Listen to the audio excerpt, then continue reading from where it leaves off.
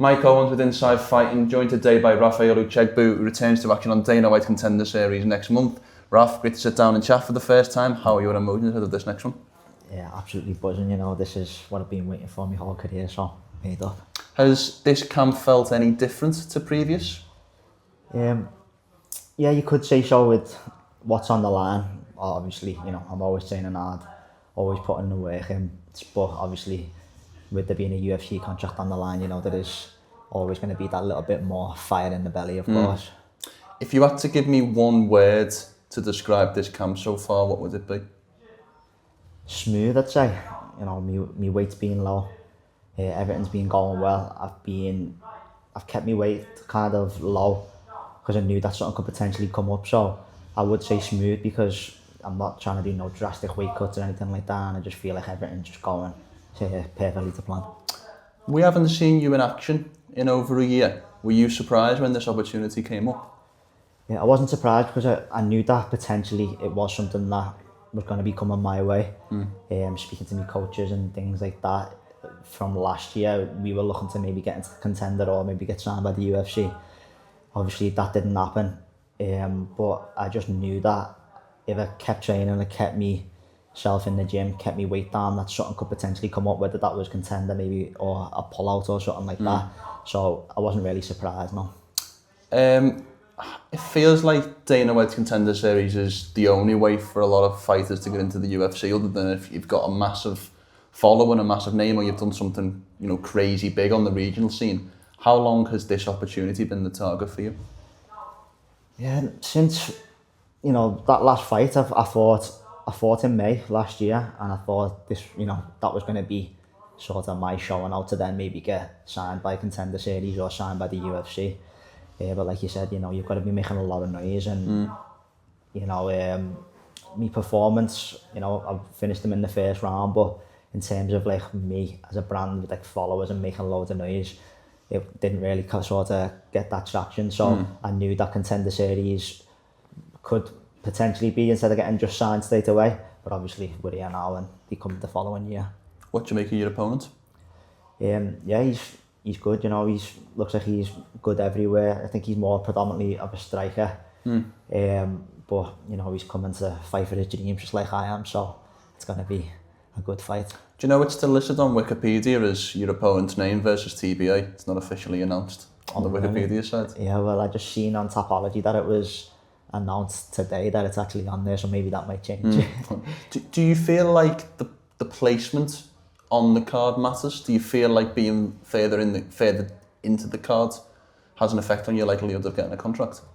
No, I don't think so. It's just going to be a case of my performance in there is going to be what matters, you know. Whether it's first, last, it doesn't really matter. As long as I impress Dana and obviously the staff of the UFC, then I'm going to get the contract. There's a lot of fans of MMA who are only UFC fans, who only watch the UFC cards, so there'll be a lot of people who'll be watching you in a couple of weeks' time for the first time. So in anticipation of that, how would you describe your own style? I describe my style as someone who can do it all. You know, on the feet I've got 4 finishes by TKO. I've got 5 finishes by submission, so I'm just someone that can mix it up well, whether it's on the ground, whether it's on the feet. And I'm coming to just show out and really like put a stamp on why I'm one of the best in the UK, and then obviously going into the UFC showing them can be the best in the world. It feels like at this stage of the show you need a finish to get that contract. In a lot of instances, some guys get it off a decision, but generally speaking, it feels like you need to stop your opponent to get that contract. Are you feeling any extra pressure to get that finish in this fight? No extra pressure, no, because I'm always looking to finish the fight. You know, I've got 10 wins and 9 finishes, so that kind of speaks for itself. So there's no additional pressure there. It's just more the fact that I've just got to just keep chasing that finish constantly while I'm in there. And, you know, the UFC and Dana and people like that, they're going to be able to see whether or not you're trying to finish the fight or you're trying to make things happen. So, you know, yeah. This is quite obviously the biggest fight of your career so far. Do you meditate on that moment and almost think into like lean into that, or do you take the just another fight approach? It's kind of just another fight approach, because you know you don't really want to get too caught up in the moment and the pressure of what is actually on the line, because realistically when it's all said and done, you're getting into a cage to fight someone, and that's just what we do. It's what I do every day when I'm training in the gym, and it's what I've done, you know, so many times before. So I kind of just take that mindset of it's just another fight, and if I win, or when I win, and if I can get a great finish, then, you know, it really opens up my dreams. How long's becoming a UFC fighter or saying you're a UFC fighter been a goal of yours? Since I started taking, you know, MMA seriously and knowing that I wanted to be a fighter, it was always something that I wanted to do. You know, you'd always want to be in the UFC, you know, you want to be in the best promotion. It was never anywhere else, and that's why I've kind of waited to be in this position now. You know, I've been offered things with other companies and things like that, but it was just something that I always wanted to be in the UFC. So I stuck to my guns and kind of, you know, just made sure that that's where I made myself be. 100%. Who's been your biggest role models throughout the sport's history? Who's someone you've looked up to, or you maybe model your style on in some way? So my biggest role model, I've said this in loads of interviews before, but Terry Etten. Good show. He's someone that obviously I grew up watching. He's a close family friend of mine, and I used to, you know, walk out with his belts.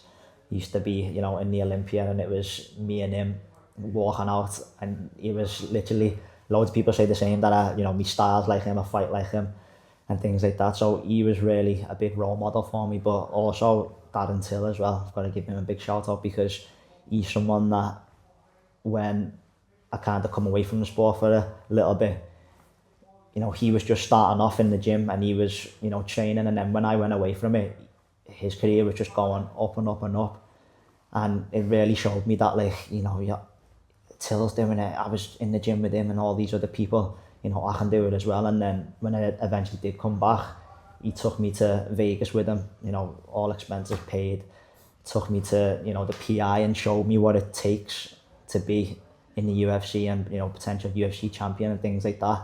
And that's what really, like, gave me that switch in my mind to be like, yeah, this is what I want to do. We are a ways away from a fight between yourself and the dominant champion, Merab Dvalishvili.